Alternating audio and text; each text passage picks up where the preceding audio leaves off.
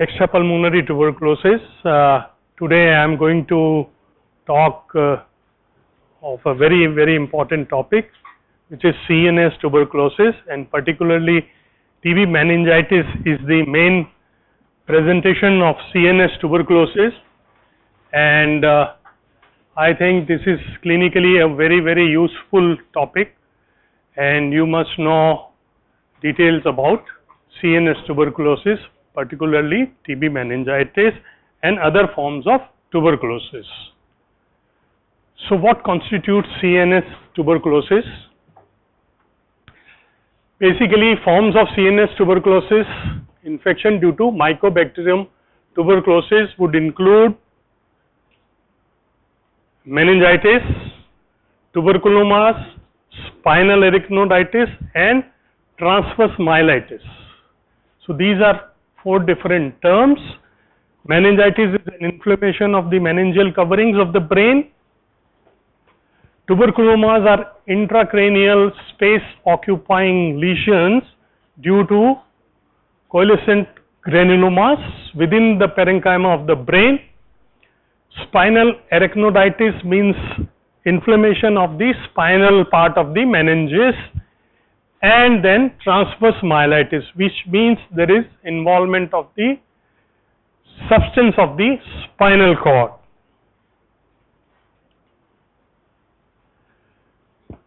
So a patient who has tuberculosis would also have a chance of CNS tuberculosis in 1 to 5% of the individuals.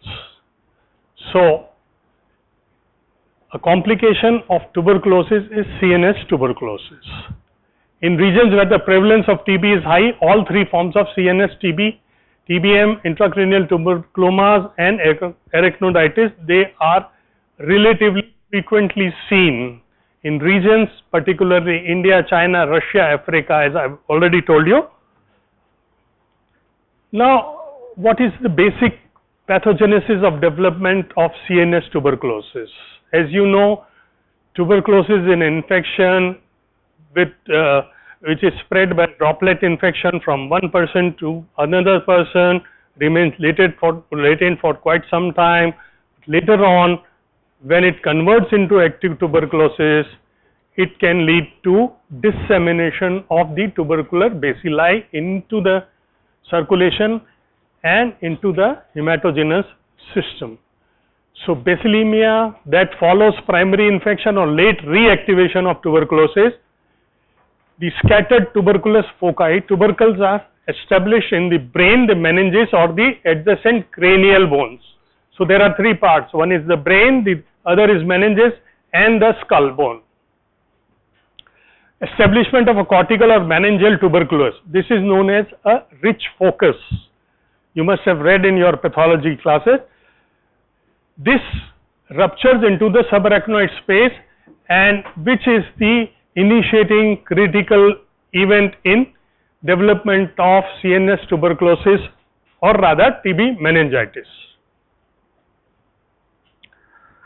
Now what does the spillage of tubercular bacilli into the CSF would cause, into the brain? So spillage causes tubercular protein to be liberated into the subarachnoid space, which causes an intense hypersensitivity reaction, giving rise to inflammatory changes that are most marked at the base of the brain. The gravitational force would concentrate these exudates into the base of the brain. This is the most common site of infection. Then what is the characteristic of these exudates? Because of the inflammatory reaction of the tubercular bacilli, there is a gelatinous exudate, most marked at the basal part of the brain, produces a fibrous mass that encases adjacent cranial nerves and vessels of the circle of Willis. You know what is circle of Willis? The circulation, internal carotid, the anterior circulation and the posterior circulation. So the cranial nerve involvement would lead to cranial neuropathies, and circle of Willis, the periventricular area spas would lead to periventricular infarcts. So tubercular vasculitis with resultant inflammatory vascular changes leads to spasms. So basic mechanism of vasculitis changes due to tuberculosis are spasm of the vessels, constriction of the vessels, thrombosis due to tuberculosis, and occlusion of the intracerebral vessels. So these are the basic mechanisms would lead to vasculitis and resultant infarct, which can lead to a neurological deficit. So if the cerebral arteries get occluded, it would lead to infarction of the brain parenchyma or a stroke. Now, what are the characteristics of infarcts in TBM? They are typically small because lenticulostriate arteries are the usual arteries which are involved. They are multiple because it is a disseminated disease. They may be bilateral and frequently located in the periventricular regions, where this is the tubercular bacilli, they focus themselves. Most commonly involved structures are basal ganglia, thalamus and the capsule. Periventricular infarcts are due to arteritis of deep penetrating vessels of circle of Willis, particularly the lenticulostriate arteries. This is the picture showing the gelatinous exudates in the base of the brain. You can see here the red portion, these are the exudates at the basal part of the brain, and this is the vessel which can get constriction, spasm, thrombosis or occlusion, leading to infarct in a large area or a small area if the lenticulostriate arteries are involved. Now, tubercular meningitis or CNS tuberculosis is known to give rise to complications. Now, what is the pathogenesis of these complications? 1/3 of patients with TBM present with or develop stroke and experience focal neurological deficit. Focal neurological deficits means monoplegia or hemiplegia or aphasia, etc., because of occlusion of the vessels. Hydrocephalus is a very important complication of CNS tuberculosis, particularly TBM, and it develops in majority of the patients. And there are two types of hydrocephalus. One is the communicating hydrocephalus and the other is non-communicating or obstructive hydrocephalus. Communicating hydrocephalus results from extension of the inflammatory process to the basilar cisterns and impedance of cerebrospinal fluid circulation and resorption. So, resorption of CSF cannot take place in the subarachnoid space through arachnoid villi, and that leads to a communicating hydrocephalus. That means the central part of the ventricular system drainage is communicating with the spinal subarachnoid space.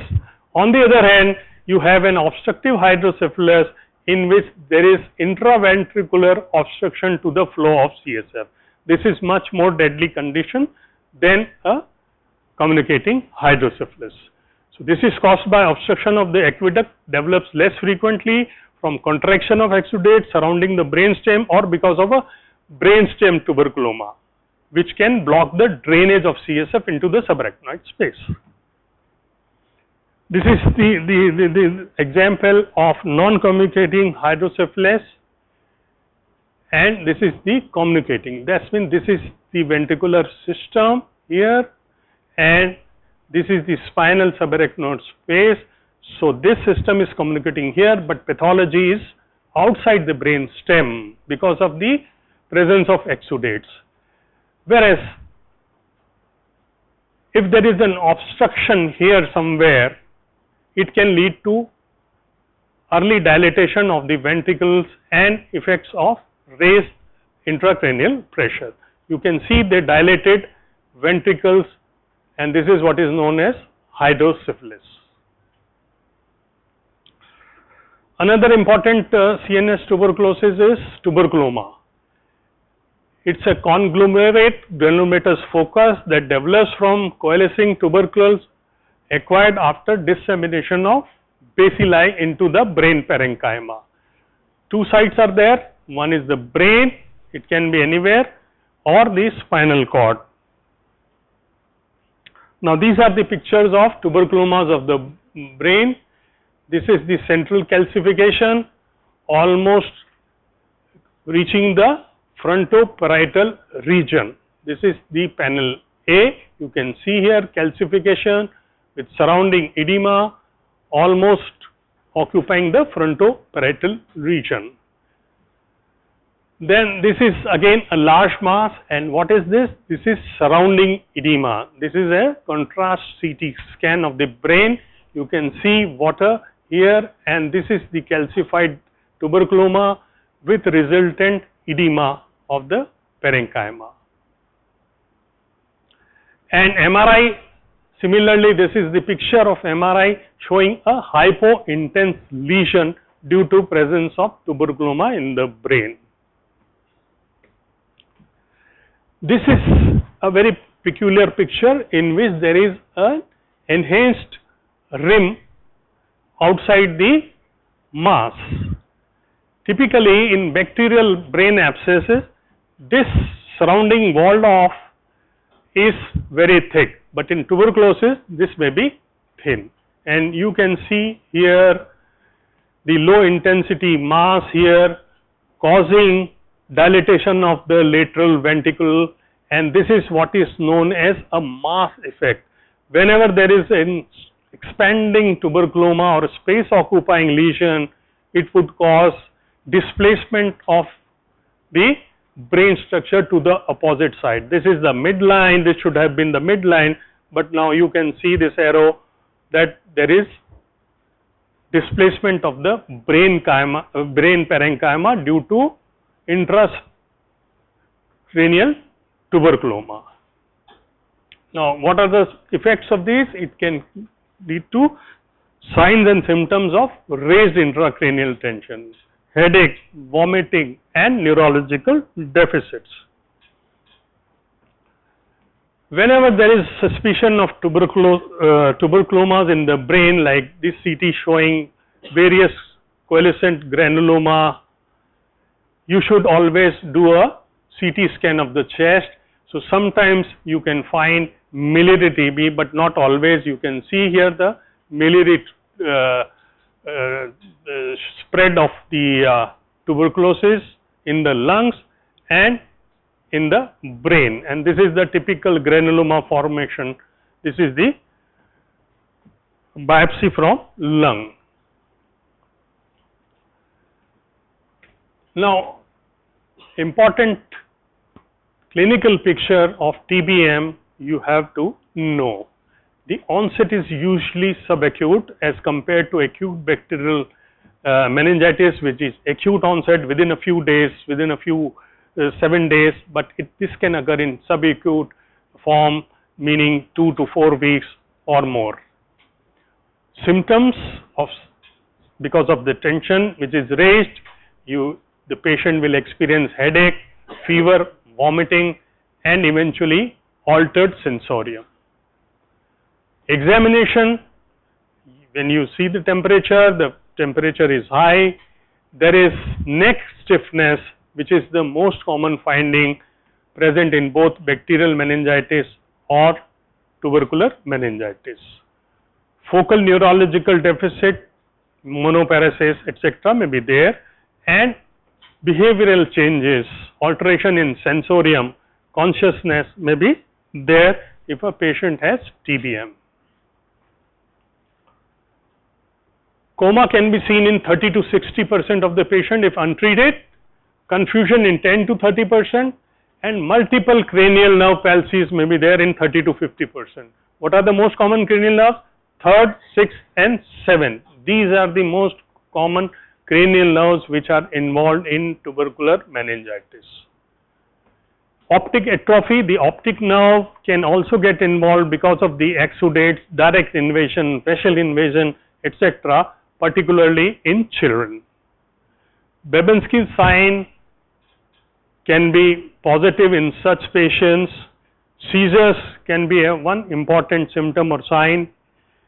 Presence of cranial nerve palsies most frequently involving 3rd, 6th and 7th are common, suggesting TBM rather than ABM. So, if cranial nerves are there, it would indicate a TBM rather than acute bacterial meningitis. Again, the disease is divided into stage 1, 2 and 3 depending on the severity. Stage 1, the mildest form, the patient is alert and oriented. There are no neurological signs except for headache and vomiting. These are non-specific. Stage 2 is the patient is conscious, but there is inattention, confusion, lethargy, may have focal signs such as cranial nerve palsies or hemiparesis. The GCS score would be around 11 to 15 in stage 2. Stage 3 is the most advanced form with delirium, stupor, coma, seizures, multiple cranial nerve palsies and dense hemiplegia with the GCS score going to less than 10.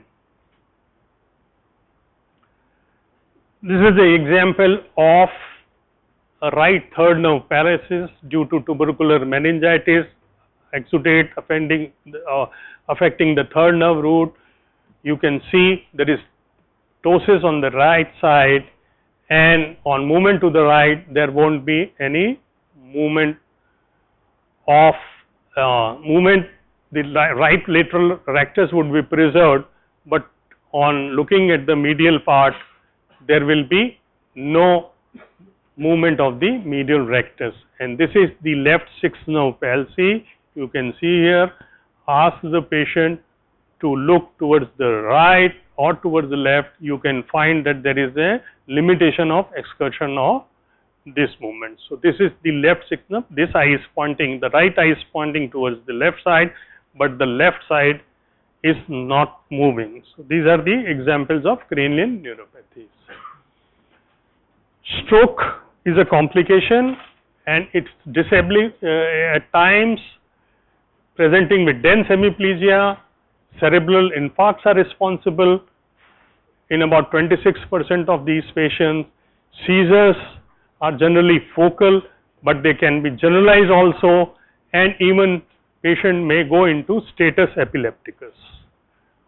What is the mechanism of seizures in patient with meningitis? It is the meningeal irritation, presence of tuberculoma inside the brain parenchyma. Seizures can lead to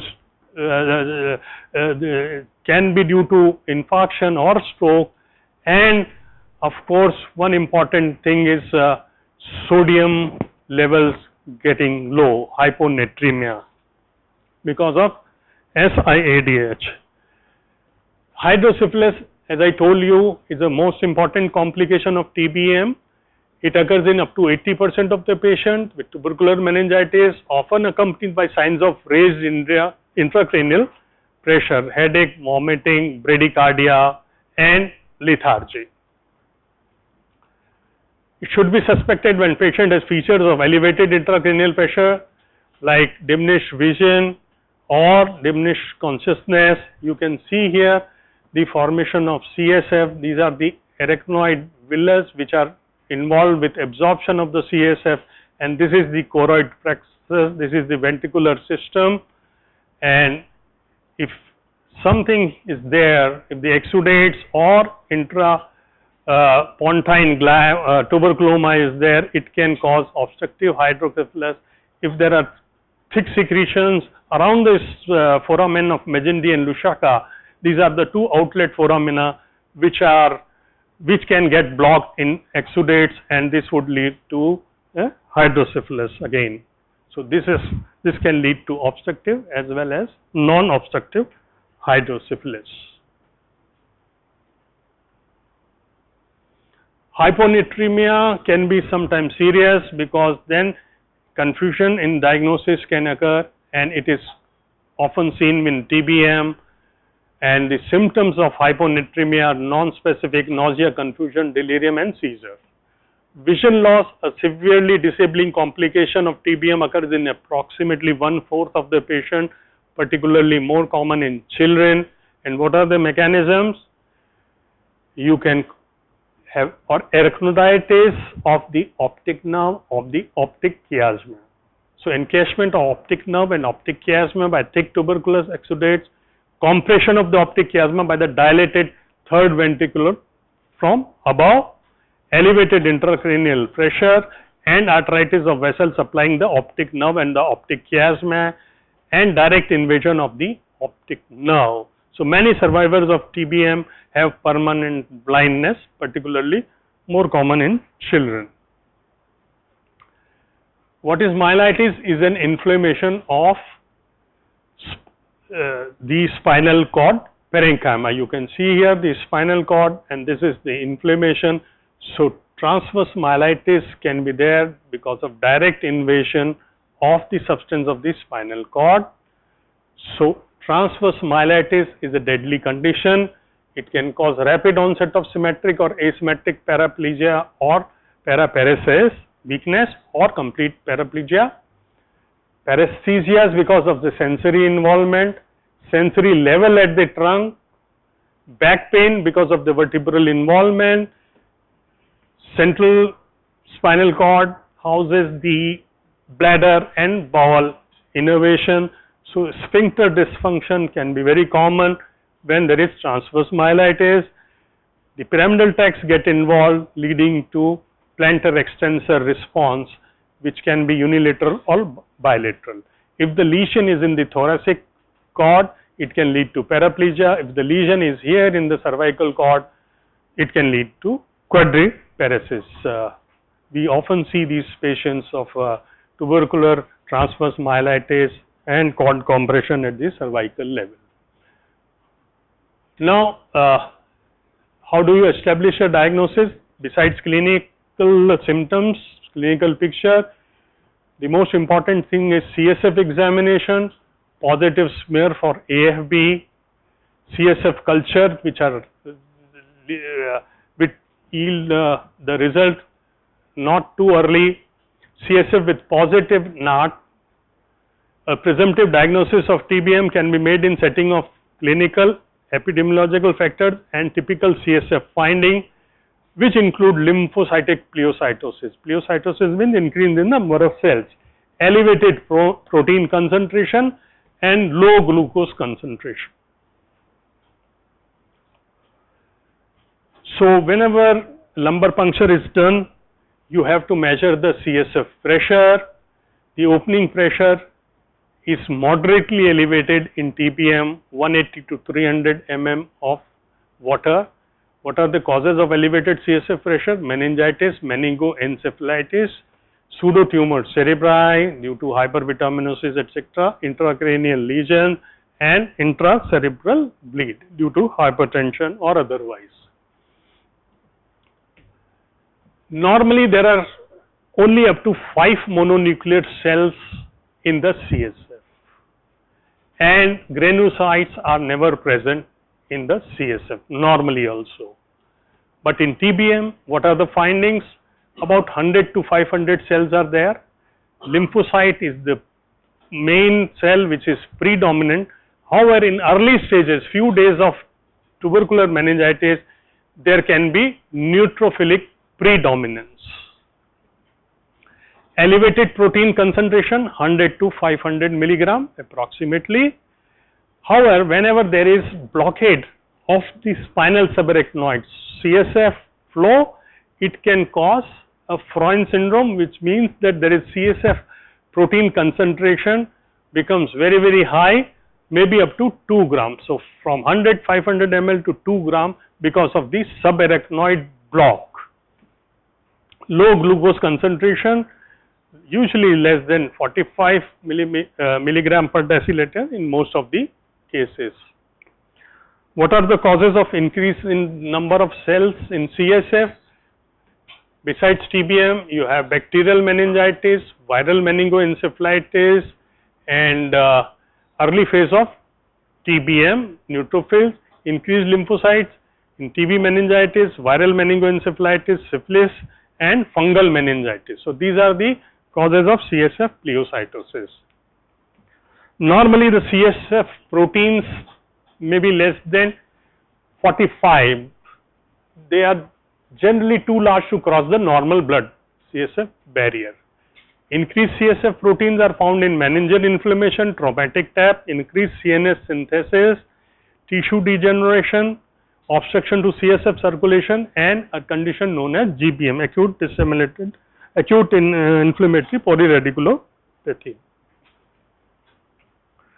Decreased glucose is seen with bacterial meningitis, TB meningitis, fungal meningitis, subarachnoid hemorrhage, and some causes of viral meningitis. A mild increase in CSF is seen in diabetes patients. So this is how you will distinguish the CSF finding between TBM, viral meningitis, and acute bacterial meningitis. Appearance is clear, but in bacterial meningitis it can be turbid. WBC count is elevated, mostly it is lymphocyte. Viral meningitis mostly lymphocyte, but usually the average number of cells in viral meningitis may be around 50 or less than 100. But here in TBM you can have 100 to 500 cells, and in bacterial meningitis in severe you can have thousands and thousands of neutrophils. Protein level is elevated much more than in bacterial meningitis or viral meningitis. Glucose level often less than 50% of blood glucose. In bacterial meningitis, because of consumption of glucose by the bacteria, they rapidly consume glucose. The glucose in CSF is very, very low, less than 10, less than 20, or sometimes between 10 to 20. Ratio again is altered. Gram stain, AFB is present. In this, there will be nothing in viral meningitis. Bacterial or bacterial antigen can be detected in the CSF. Culture is often slow, and usually culture in bacterial meningitis may be positive in many cases, and whenever there is suspicion of acute bacterial meningitis, you must also go for a blood culture. Elevated ADA levels, etc., this can also be done. So the sensitivity of AFB smear is 30 to 60%, and diagnostic yield is increased with volume of CSF up to 10 to 15 ml. AFB smears and culture may be positive even days after treatment has been initiated, even a month after the treatment has been. Organism can be demonstrated most readily in a smear of the clot or sediment. If no clot forms, addition of 2 ml 95% alcohol induces a heavy protein precipitate that carries bacilli to the bottom of the tube upon centrifugation. So this is the method to know to detect the presence of AFB in CSF in the cobweb. So this will form a cobweb and you can easily detect. CSF culture is not very highly sensitive, and you can see here the cobweb in CSF. So there is precipitation of the proteins here, and this entangles the AFB. And this is the acid fast stain. These are again the tubercular bacilli. So NAT is a very important diagnostic tool because it gives a rapid result with a good specificity and sensitivity. The specificity is 99%, the sensitivity is 82%. So this is a very important tool to detect the presence of TBM. Negative NAT should not be used to exclude tuberculous meningitis if the clinical picture suggests otherwise. DNA may remain detectable in CSF for up to a month after initiation of treatment. Antigen, what is known as the LAM test, urine has been recommended by the WHO for diagnosis of tuberculosis in patients with HIV. So urinary LAM test for associated HIV infection to detect tuberculosis. ADA. These are useful adjunctive tests for diagnosis of tubercular meningitis. Elevated CSF ADA level may be observed in setting of bacterial infections, neurobrucellosis. but there is no threshold to distinguish TBM from these forms of meningitis. The elevated ADA is, the cutoff is around 10 units per liter. Radiography is very important modality for evaluation of CNS TB. MRI is superior to CT in defining lesions of the basal ganglia, midbrain and brainstem. So early infarct, vascular involvement, these are important. Patient with TBM, classical neuroimaging finding include hydrocephalus, basilar exudates, periventricular infarcts, cerebral parenchymal tuberculomas. Presence of meningeal enhancement, which we will see here, is a very important marker of tubercular infection. Now, always you have to examine the eyes, the fundus examination. If choroidal tubercles are present, then it is sure shot diagnosis of tubercular or CNS tuberculomas, etc. So, miliary choroids appear as ill-defined nodules varying in size from pinpoint to several disc diameters on fundoscopic examination. If these are present, they would suggest the diagnosis of tuberculosis of the CNS. You can see here panel A and B, these are the exudates which are densely concentrated in the basal part, giving to appearance what is known as spider leg pattern. And then these are the various forms of the exudates which can be seen along with some of the vasculitic involvement. And then of course the meningeal enhancement, that means the exudates can be detected on MRI around the convexities of the brain. This is the hydrocephalus, you can see the dilatation, and here the ventricle is ending here, but you can see here there is periventricular seepage because of increased pressure in the ventricular system. And this is again a vasculitic infarct revealed by radio imaging.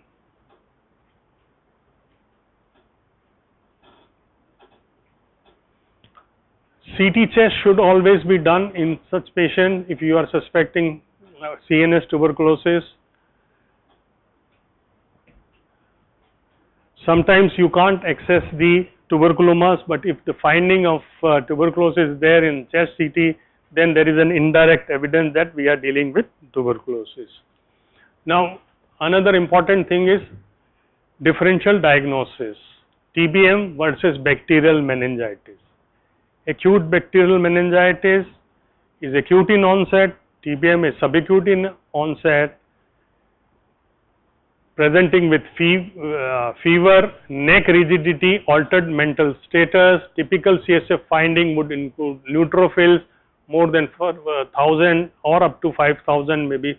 If the brain abscess is there and ruptures into the CSF, the cell count may briskly rise, brisk leukocytosis maybe up to 50,000 or so. Protein concentration is around 100 to 500. Glucose concentration is less than 40 or even less than 20. Bacterial pathogen can be detected in the CSF, and as I told you, blood culture must simultaneously be done in such patients. In patients who have been given antibiotic outside of the patients of bacterial meningitis, there is usually minimal effect on the CSF, but the yield of gram and culture may diminish. So in that case, you can detect the antigen. Such cases, you can detect the bacterial antigen to the common bacterial pathogens. Fungal meningitis, as you know, is more common in immunocompromised, particularly HIV infection, presenting subacutely. They can present with cranial neuropathies. And what are the common etiological agents? Cryptococcosis, histoplasmosis, blastomycosis and coccidiomycosis. So these can cause fungal meningitis. Again, similar, I have already told you, the elevated opening pressure would be high, low white blood cell count, mononuclear predominance, elevated protein concentration and a low glucose concentration. CSF culture is the only thing, and India ink preparation from cryptococcal antigen. Neurobrucellosis, brucellosis is an important condition, long insidious onset of fever, prolonged fever, malaise, night sweats, arthalgia in males, testicular involvement. CNS manifestation of neurobrucellosis are meningitis, encephalitis, brain abscess, myelitis, radiculitis. So all complications can be there, but it has to be differentiated from tubercular meningitis. So CSF pleocytosis and ADA level with reduced glucose level may be found in neurobrucellosis. To establish a diagnosis, you have to go for agglutination testing or antibody detection against the brucella organism. Neurosyphilis, after HIV, this had become common, and early neurosyphilis, meningitis or meningovascular disease may be there. So headache, confusion, nausea, vomiting, stiff neck and cranial neuropathies are features of neurosyphilis.